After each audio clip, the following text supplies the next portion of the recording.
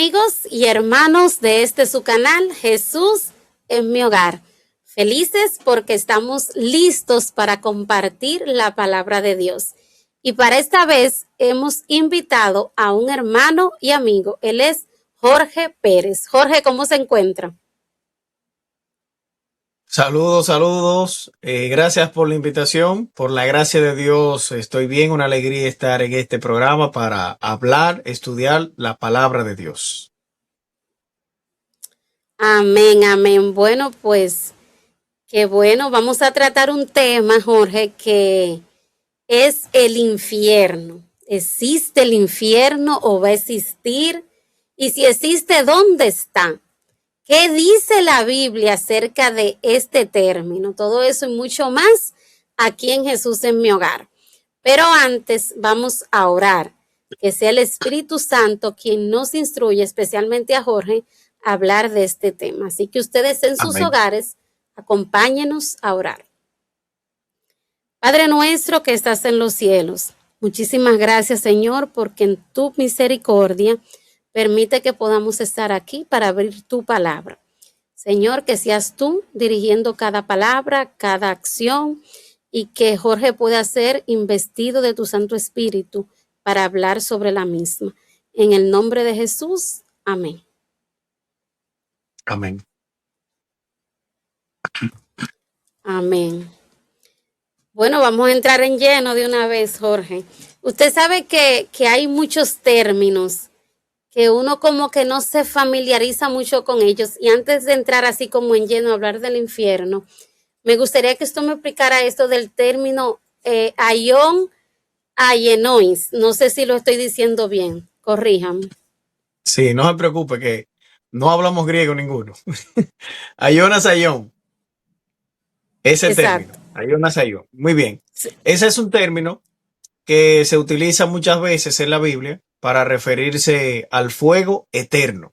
Es la frase o palabra que presigue o que sigue a la palabra fuego. Fuego eterno. Entonces, esa palabra eterno, que es la palabra que acabamos de mencionar, Aionas aion, muchos eruditos la interpretan como eternidad. Y por eso muchos de nosotros en nuestra Biblia la leemos como fuego eterno. Ahora bien, lo correcto es, lo correcto es decir que hay algunos eruditos que esa palabra la traducen como eterno. Pero hay otros eruditos, en su mayoría, que traducen esta palabra como era. Por ejemplo, nosotros conocemos la era de los 80, la era de los 90. Sabemos que una era tiene ¿qué? Límite. Una era tiene un inicio y tiene un final, por eso se llama era. La palabra correcta para Aionas aion no es eternidad, sino era. O sea, un espacio definido, un espacio limitado. Y nosotros sabemos que es así porque el fuego del infierno, no va a ser eterno. El mismo Jesús fue quien dijo eso. Lo que pasa es que nosotros en español la estamos leyendo como eterno, pero recuerden que la Biblia no se escribió en español. Se escribió en hebreo, griego y arameo. En este caso estamos hablando de una palabra que fue escrita en griego, Aionas aion, y esta palabra, su real traducción o su verdadera traducción o su traducción correcta no debe de ser eterno, sino un espacio definido, era. ¿Por qué concordamos con esta definición?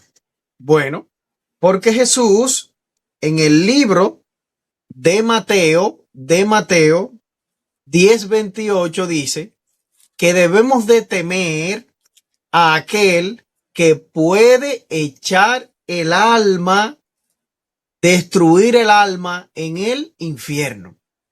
Entonces, si el alma se puede destruir en el infierno no es eterno. El infierno no es para siempre, porque el alma, según Jesús, no según yo, según Jesús en Mateo 10:28, el alma puede ser ¿qué cosa?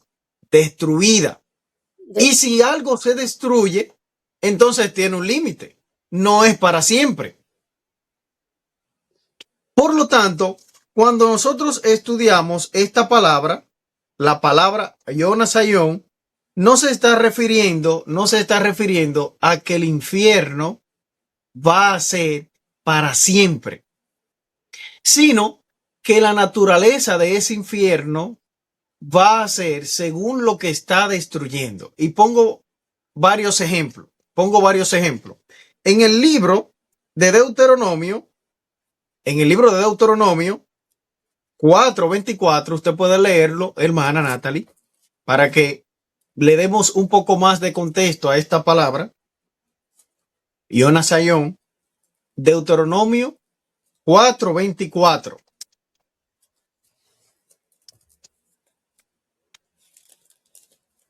Ok, Deuteronomio 4:24. Un segundo. Porque el Señor vuestro Dios es fuego consumidor, Dios celoso. ¿Cómo es Dios? ¿Fuego qué? Consumidor. Si consume, si el fuego de Dios consume, tiene un límite.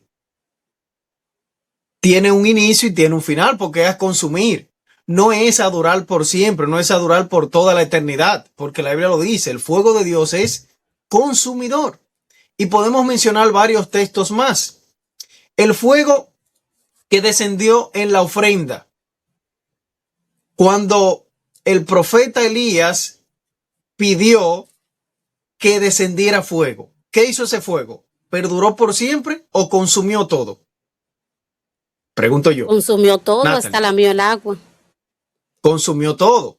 Si ese fuego fuera eterno, si tradujéramos el Yonasayón eterno, todavía fuéramos al Monte Carmelo en el día de hoy, ¿y cómo estuviera ese fuego? Si fuera eterno, debería estar ardiendo. Debería de estar ardiendo. Pero como el fuego Yonasayón es era, esa es la verdadera traducción de esa palabra, era, o sea, un periodo definido y determinado, el fuego consumió el holocausto, consumió la leña, consumió la piedra, consumió el agua, consumió todo, y cuando terminó de consumir la materia para lo cual fue destinado ese fuego consumidor de Dios, entonces simplemente el fuego se apagó y dejó de existir, porque ese fuego era. Esa es la verdadera traducción o la traducción correcta. Era, o sea, un fuego determinado, un fuego limitado. Y podemos utilizar incluso otros ejemplos. El caso de estos dos jóvenes que estaban en el templo, que ofrecieron fuego extraño. Nadab y Abiú. Fue fuego de Dios, fue fuego que salió delante de la presencia de Dios. ¿Y qué hizo ese fuego? Los consumió a ellos también. Obviamente, Nadab y Abiú todavía no se están quemando. Si vamos allá, no vamos a ver a Nadab y Abiú quemándose. Por lo tanto, concluimos en cuanto a este término, que muchos traductores, muchos eruditos lo han traducido, valga la redundancia, como eterno. Pero la real interpretación o la real traducción de este término, Yonasayón, no debe de ser eterno, sino era, determinado para una función. Wow, excelente. Porque entonces se están aplicando un término para el Nuevo Testamento y otro para el Antiguo, y debe ser el mismo, ¿verdad que sí? Muy interesante. Incluso en el Nuevo Testamento Jesús dijo, porque la Biblia mantiene coherencia en todo. La Biblia no es un libro, no es un libro de incoherencias, porque es la palabra de Dios. Dios no es incoherente. Quienes somos incoherentes somos nosotros los hombres, y mucho más cuando queremos torcer los escritos inspirados a la palabra de Dios. El mismo Jesús dijo que debemos de temer a aquel que puede echar el alma en el infierno y ¿qué? Y destruirla. Y destruir. Si el alma se destruye, si para lo que fue creado ese fuego desaparece, entonces ¿qué función ocupa ese fuego siguiendo ardiendo para siempre, para siempre, para siempre? Si ya lo que él iba a quemar lo quemó y lo destruyó y lo desapareció de la faz de la existencia. Entonces no tiene sentido. creer que es para siempre. El término Jonas Ayón no es para siempre, sino era. Esa es la verdadera traducción correcta.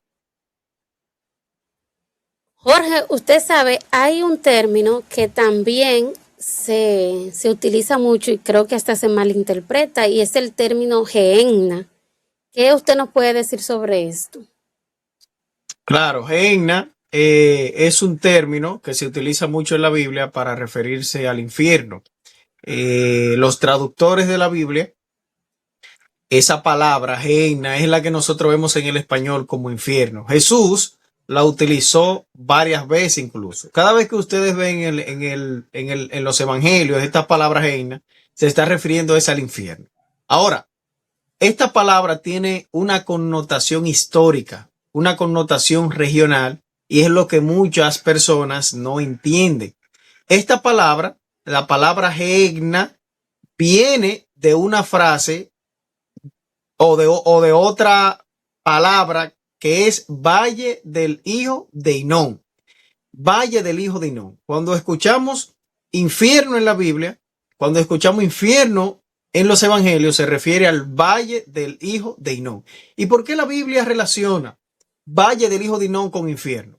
Bueno, es que según la Biblia, en ese lugar, conocido como el Valle del Hijo de Hinón, se ofrecían constantemente sacrificios. ¿Quién inició eso? Bueno, el rey Acab, el perverso rey Acab, que ofrecía sacrificios a los dioses paganos, a Moloch y a otras deidades.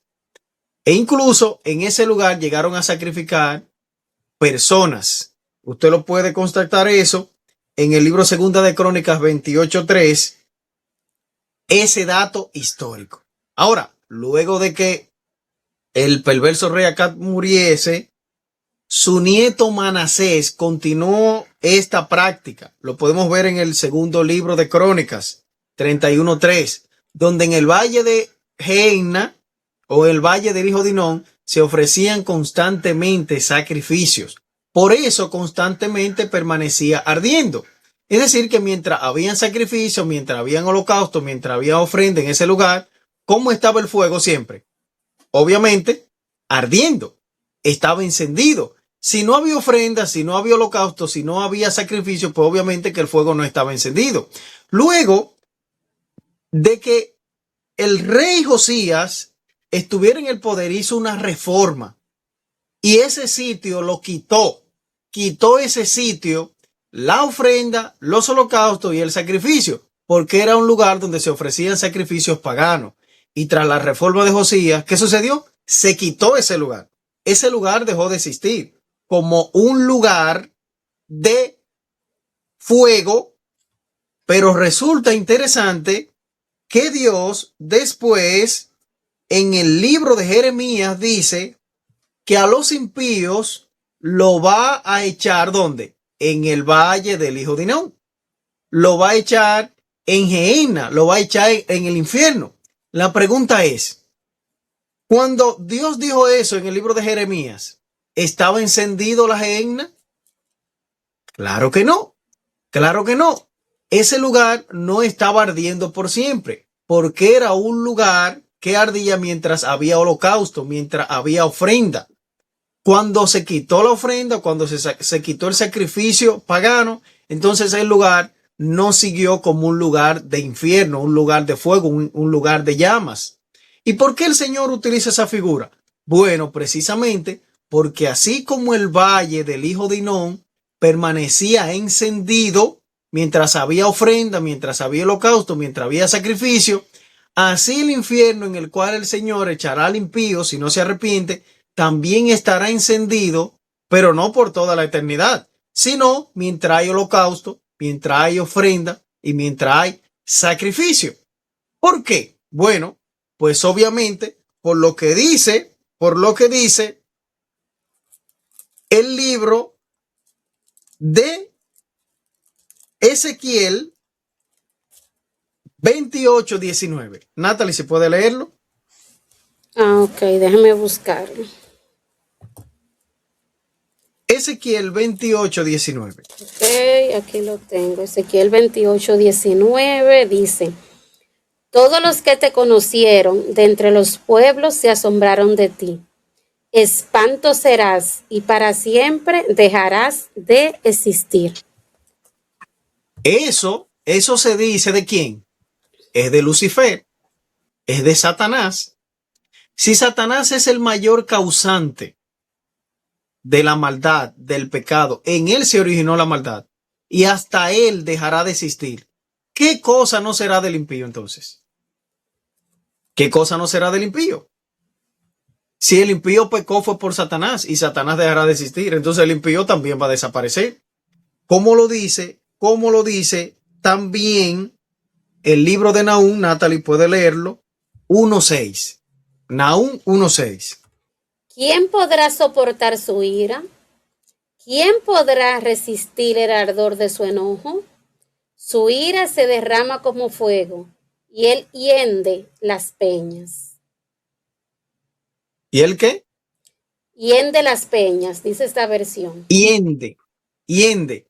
En mi versión dice, consume las peñas. Consume las peñas. Si eso es de la peña, que Dios dice eso en su fuego, ¿qué no será de la carne? Siga leyendo el 7 y el 8, a ver qué nos dice. El Señor es bueno, es fortaleza en el día de la angustia y conoce a los que confían en Él. Pero con impetuosa inundación consumirá a los adversarios y tinieblas perseguirán a sus enemigos. ¿Qué sucederá con los adversarios? Dice ahí. Serán consumidos. Consumidos, porque ese es el propósito de la gehenna, ese es el propósito del infierno, consumir al pecador, no mantener al pecador ardiendo por siempre, como algunos dicen. Creo que está bastante claro a qué se refirió Dios cuando habla de gehenna, cuando habla de fuego consumidor, que no es que va a estar ardiendo por siempre, sino que va a estar ardiendo hasta que cumpla su cometido. ¿Cuál es el cometido del fuego de Dios? Consumir el pecado y al pecador, desaparecer de la faz de la tierra el pecado y al pecador, incluyendo a Satanás, que lo vimos. Satanás será consumido, dejará de existir. Ok, Jorge, entonces, ya que el infierno va a existir, ¿cuándo? ¿En qué momento es que serán consumidos el pecado, los pecadores y Satanás?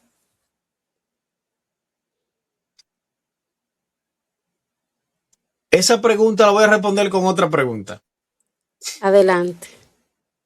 ¿A quién, cuándo se ha visto que alguien es condenado o absuelto sin antes ser juzgado? ¿Cuándo se ha visto eso?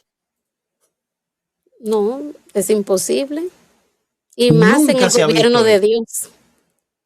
Más en el gobierno de Dios, que se supone y no se supone, así es, que Dios es el modelo perfecto de justicia. Su juicio es justo, valga la redundancia. La justicia proviene de Dios. Por lo tanto, nadie puede ser condenado sin antes haber sido ¿qué? Juzgado. Y según la Biblia, en el libro de Juan, la Biblia nos dice bien claro, Juan 5:29, puede leerlo Natalie, por favor. Y los que hicieron el bien resucitarán para vivir, pero los que hicieron el mal resucitarán para ser condenados. Entonces yo pregunto, ¿ya se ha producido la resurrección de los muertos? ¿Qué usted cree, Natalie? Todavía no. Porque según el libro de Tesalonicenses 4, 16, 17, es cuando venga Jesús con voz de mando, con voz de arcángel y con trompeta de Dios. Que los muertos en Cristo resucitarán ¿qué? Primero. Entonces, si ni siquiera los muertos en Cristo, que son los que van a resucitar primero, si ni siquiera ellos han resucitado, ¿qué cosa será entonces de lo que van a resucitar para muerte? Si eso van a resucitar de segundo. Si los que van a resucitar de primero no han resucitado, porque Cristo obviamente no ha regresado por segunda vez a la tierra para provocar la resurrección de los muertos, Si los justos no han resucitado para recibir vida eterna, los que van a resucitar de segundo para recibir la muerte y la condenación eterna, entonces mucho menos se ha producido. Por lo tanto, si los impíos van a recibir la condenación, si los impíos van a recibir la muerte eterna, la destrucción, después de la resurrección, y la resurrección todavía no se ha producido, ¿qué quiere decir eso? Es obvio que todavía el infierno no existe. Todavía el infierno no existe. Todavía nadie está recibiendo la condenación. Todavía nadie está en el lago de fuego. Eso va a suceder cuando Cristo venga, y eso debiéramos incluso de hacer otro estudio, porque eso no sucederá, Natalie, ni siquiera en la segunda venida de Cristo. La destrucción del impío no va a ser en la segunda venida de Cristo, sino en la tercera, después del milenio, después que pase el milenio, según el libro de Apocalipsis 20, cuando en el milenio entonces los justos juzguen a los impíos. ¿Cómo lo van a juzgar? Bueno, a estudiar los libros que están en el cielo y a ellos mismos convencerse de que en realidad Dios fue justo y fue bueno, y ya están convencidos de que los juicios que se van a derramar sobre los impíos no es porque Dios ha querido, sino porque los impíos no quisieron arrepentirse. En ese contexto es que se produce la condenación del impío en la tercera venida de Cristo, cuando desciende la Nueva Jerusalén con los salvados y Jesucristo. Por eso pudiera ser incluso otro tema que pudiéramos estudiar adicional. Claro que sí, seguiremos estudiando. Jorge, hay una parábola en la Biblia que cuando hablamos de estos temas de infierno no podemos dejarla, y es la famosa parábola de Rico y Lázaro, que muchos la toman de manera muy literal.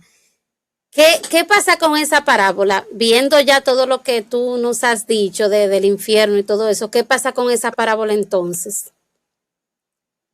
Bueno, conforme a lo que ya hemos venido hablando del infierno, que es después de la resurrección, como no se ha producido la resurrección para que los impíos reciban la condenación, pues sabemos que que el rico no pudo haber estado en el infierno, porque incluso Jesús estuvo aquí en la tierra en su primera venida, ¿sí o no?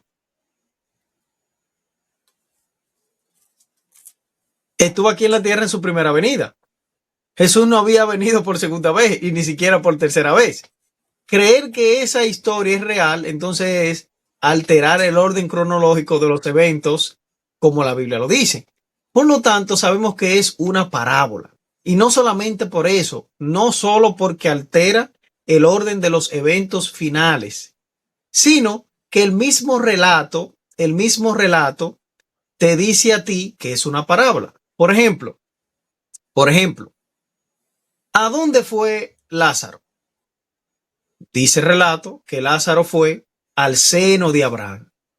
¿Dónde dice la Biblia? ¿En qué otro lugar en la Biblia dice que los justos van al seno de Abraham? ¿Dónde dice eso la Biblia? En ningún lugar. La Biblia no dice eso. La pregunta es, ¿y Abraham cuando murió, al seno de quién fue? ¿Al seno de quién fue Abraham entonces? Porque si los muertos justos van al seno de Abraham, cuando Abraham murió, ¿quién era que tenía el mando en ese seno? ¿Quién fue que le transfirió el seno a Abraham entonces? ¿Fue Elías? ¿Fue Moisés? ¿Fue alguno de ellos? Otra pregunta que nos ayuda a entender qué es una parábola. ¿Y los justos que murieron antes de Abraham, al seno de quién fueron? Por ejemplo, Noé. Noé, que fue un hombre justo y murió. ¿Al seno de quién fue Noé? Buena pregunta. Vamos entendiendo que esto es una parábola. Otra cosa. Según el libro de Eclesiastés 9:5, los muertos nada saben. Los muertos nada saben. Pero resulta que tanto Lázaro como el rico tienen su conciencia bastante lúcida, porque pueden hablar, pueden comunicarse. Incluso el rico le dice a Abraham, ay, déjame ir a mis familiares para hablarle, para que no vengan a este lugar, para que se arrepientan. O sea, una persona lúcida contradice la Biblia, si creemos que es literal. Otra cosa que nos ayuda a entender que esto es una parábola, no una historia real. Parece ser que el cielo o la gloria o el seno de Abraham está bastante cerca del infierno, porque se pueden comunicar uno con otro. Eso es lo que parece. Otra cosa. ¿Ustedes creen que una persona que se esté quemando en el infierno, en las llamas del infierno, que se esté quemando, achicharrando, usted cree que va a pedir de que le mojen la punta de su lengua? ¿Qué ustedes creen? Pues no. Jamás, jamás, jamás. Entonces, detalles como esto nos ayudan a entender qué cosa, que es una parábola, no una historia real. Jesús, como maestro de la época, utilizaba un método muy conocido para enseñar, llamado ¿qué? Parábolas. Llamado parábolas.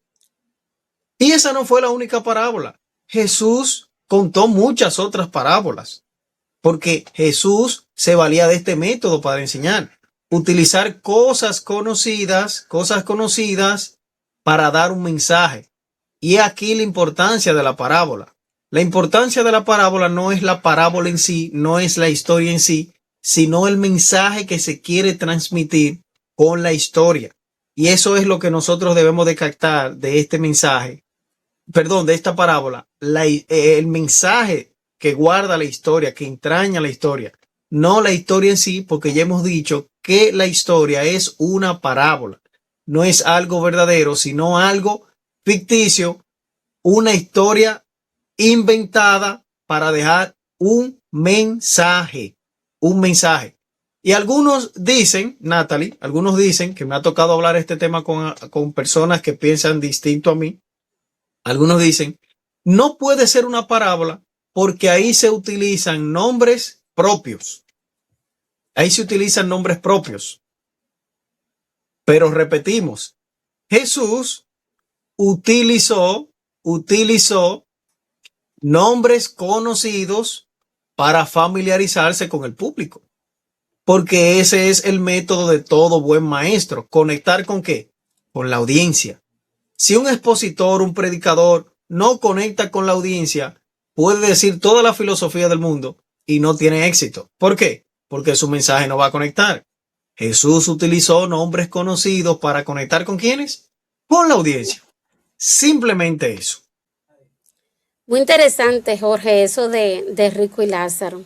Yo creo que vale la pena hacer un programa solamente de esa parábola. Pero sabe que yo tengo aquí otras citas bíblicas donde me gustaría que avancemos un poquito. Y, por ejemplo, 2 Tesalonicenses 1:9 dice, ellos serán castigados con eterna perdición, excluidos de la presencia del Señor y de la gloria de su poder. Judas 1:7. Asimismo, Sodoma, Gomorra y las ciudades vecinas, que de la misma manera fornicaron y fueron traspicios contra lo natural, son puestas, por ejemplo, sufriendo la pena del fuego eterno. Y Marcos 9:47, que también se repite en Marcos 9:47 y Marcos 9:48 dice, y si tu ojo te hace tropezar, sácalo. Mejor es entrar con un solo ojo al reino de Dios que teniendo 2 ojos ser echado en el infierno, donde su gusano no muere y el fuego nunca se apaga. Entonces, algunas personas creen que nosotros, ¿verdad? Como decimos que el infierno todavía no existe, lo que hacemos es mutilar, cortar, eliminar la palabra, esta palabra eterno que nunca se apaga, nunca muere, de la Biblia. ¿Cómo pudiéramos o cómo usted pudiera explicar esto así en base a la misma Biblia? Porque sabemos que la Biblia no se contradice, sino que al contrario, un texto explica otro, un poquito aquí, un poquito allá, a la ley y al testimonio. Así es. Bueno, gran parte incluso de esa pregunta está resuelta en una de las primeras palabras que estudiamos, que es Jonas Aion, el cual quiere decir eterno, era o período, un límite y un final.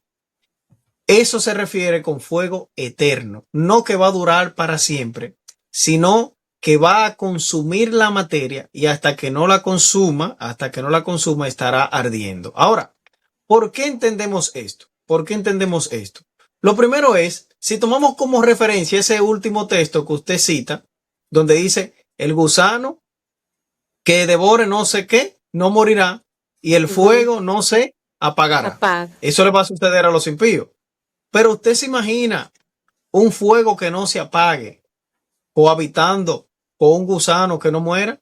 Entonces ese fuego no destruye al gusano. Van a cohabitar por siempre el gusano y el fuego.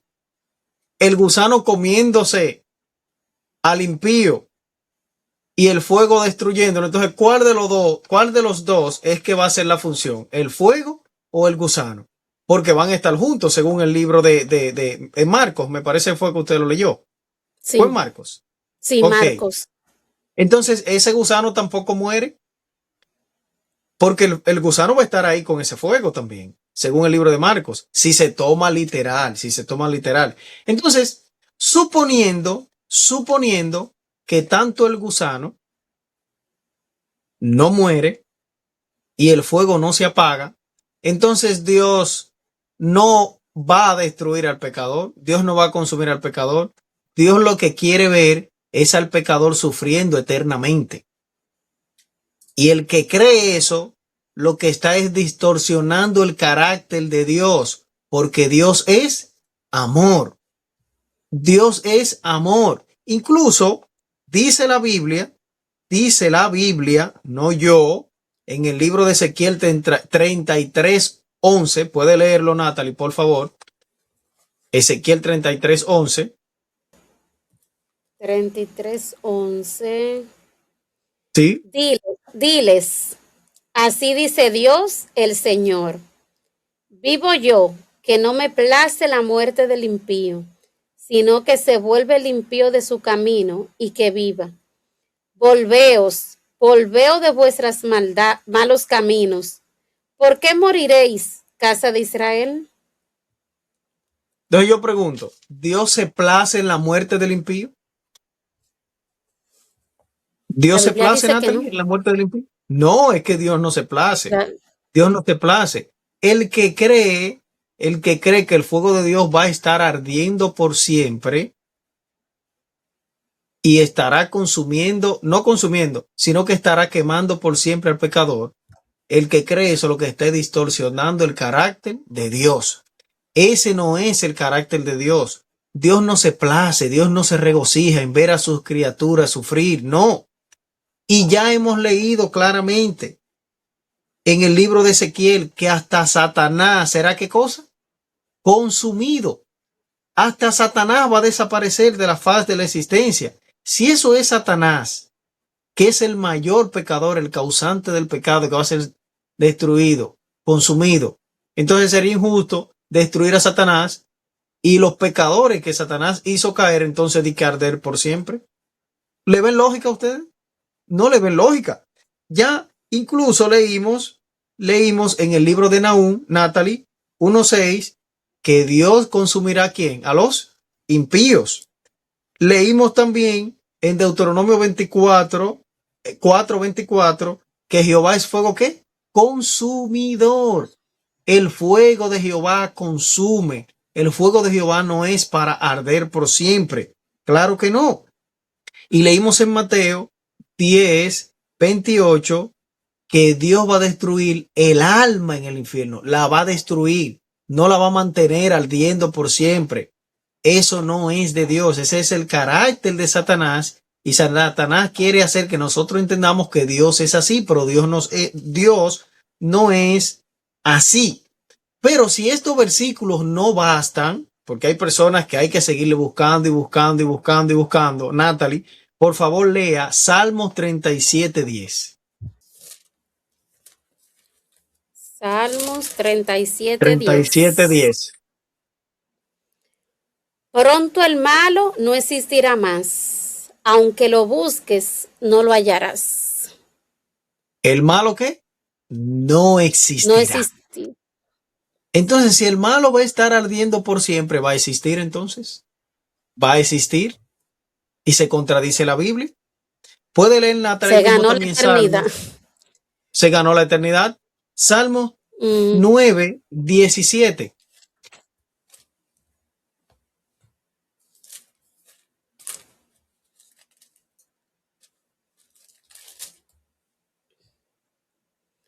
Los malos serán lanzados al sepulcro, todos los que se olvidan de Dios. Oiga bien, y en el sepulcro no hay vida, en el sepulcro no hay conciencia, en el sepulcro no hay emociones. Por lo tanto, la Biblia mantiene su coherencia, cuando dice que el malo, ¿qué cosa? Destruido, destruido. Sabiendo esto, que el malo será destruido, que el malo será exterminado, que el malo no va a existir, que el malo va a desaparecer, que el impío será borrado.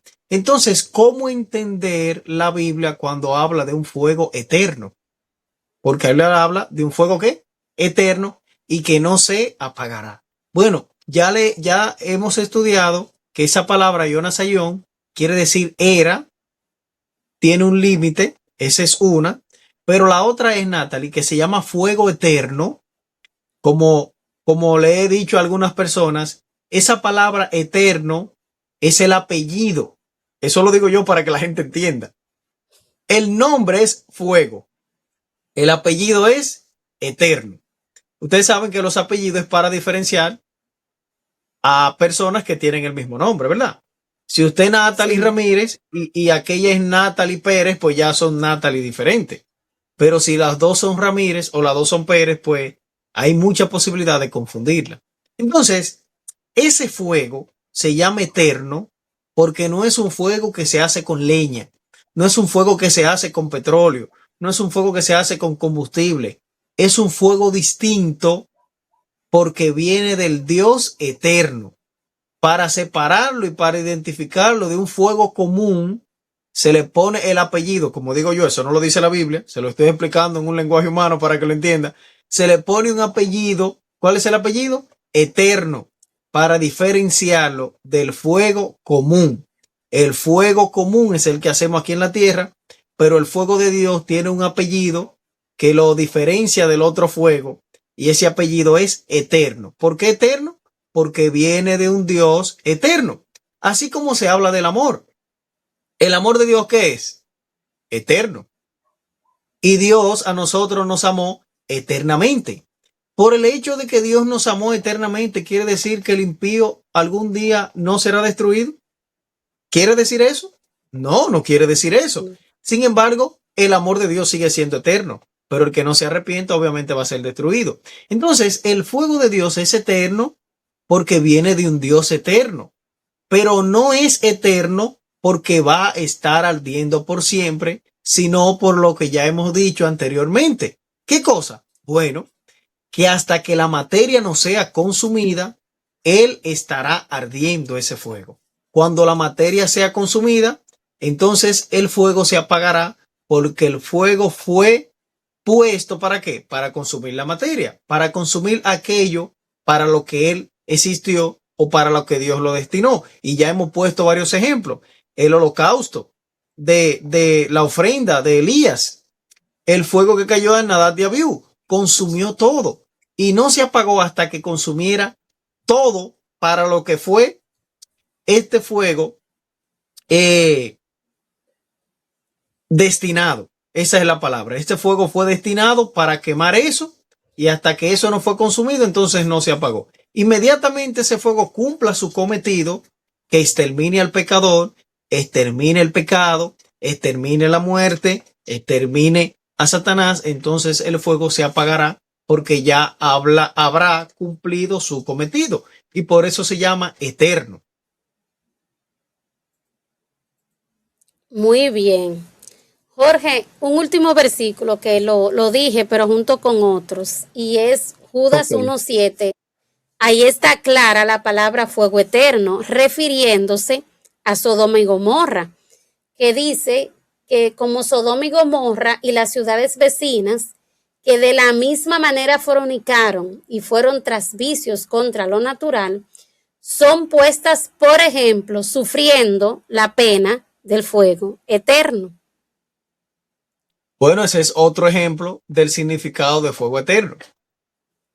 Fíjense, según el relato de Génesis, presten atención, mis queridos, Dios no se llevó a los habitantes de Sodoma y Gomorra a un lugar llamado infierno. No fue así. Dios no lo trasladó a ellos a un lugar llamado infierno para que se quemen allí, se destruyan y estén ardiendo por siempre. ¿Dónde fue el infierno que habla ahí Judas? ¿Dónde fue? En la misma ciudad. En la misma ciudad de Sodoma y Gomorra. Es decir, que si ese fuego que cayó allí en Sodoma y Gomorra es eterno, como muchos quieren decir que es por toda la eternidad, debiéramos de ir allá y encontrarlo todavía ardiendo. Debiéramos de ir allá y encontrarlo todavía ardiendo. Mas, sin embargo, si vamos a ese lugar, vamos a darnos cuenta que el lugar existe.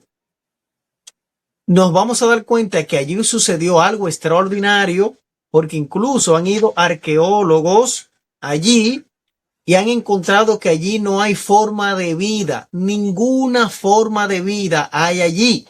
Pero otra cosa, los arqueólogos han descubierto que en ese lugar hay azufre en un estado de pureza que no lo hay en ningún otro lugar del mundo.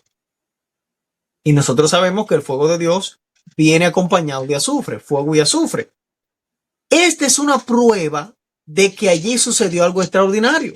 Esta es una prueba de lo que dice el libro de Génesis, que descendió fuego de Dios. Fue verdad. Esta es una prueba arqueológica de que fue verdad. Ahora bien, ¿está ardiendo todavía Sodoma y Gomorra? Porque dice la Obviamente, Biblia ¿no? que ellos fueron condenados al fuego eterno. No, es que no es eterno de eternidad, sino eterno porque viene de un Dios eterno y porque consume todo para lo que fue destinado. Cuando eso consume, termina de consumir, entonces se apaga. Como sucedió en Sodoma y Gomorra. Terminó de consumir a los impíos, terminó de consumir toda forma de vida en Sodoma y Gomorra, y cuando terminó de hacerlos, se apagó.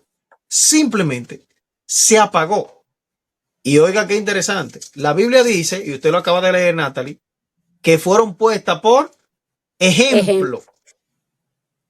Entonces, Sodoma y Gomorra es un ejemplo de lo que va a suceder en el juicio final.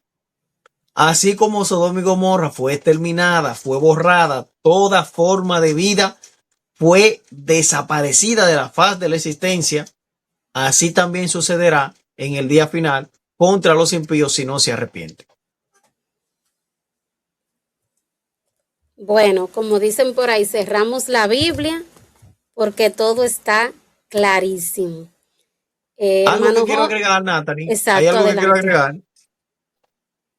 Dios va a desaparecer el sufrimiento de toda la existencia, de todo el universo. Dios no se complace en la muerte del impío. Dios no se complace en el sufrimiento, ver sufrir a sus criaturas, porque aunque los impíos van a ser destruidos, no podemos olvidar que los impíos son criaturas de Dios.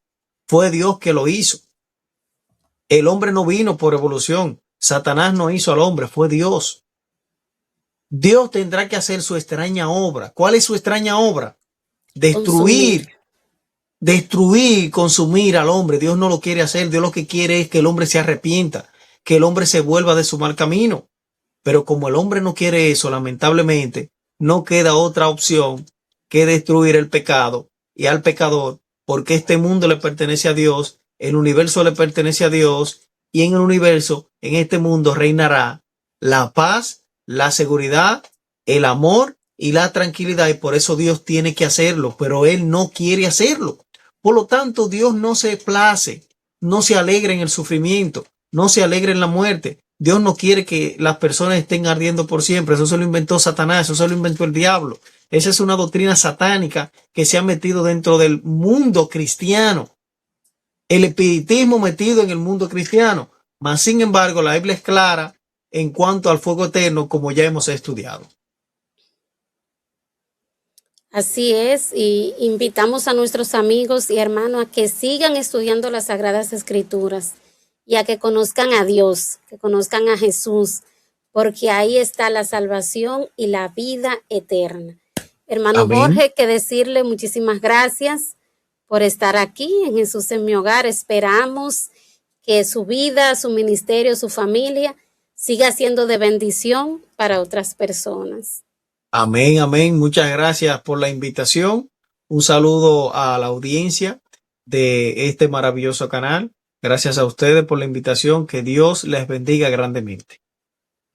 Amén, amén. Y tenemos pendiente, Jorge, entonces la tercera resurrección para que Muy se bien. vaya preparando por ahí, si Dios lo Muy permite. bien. A ustedes, ¿qué decirle? Gracias por quedarse hasta el final. Gracias por escuchar, por aprender sobre todo. Y te invitamos a suscribirte a nuestro canal si no lo has hecho, a que comparta este y otros contenidos, que le des me gusta. Y si te parece, también puedes dejarnos tu comentario. Así que Dios te bendiga y hasta la próxima.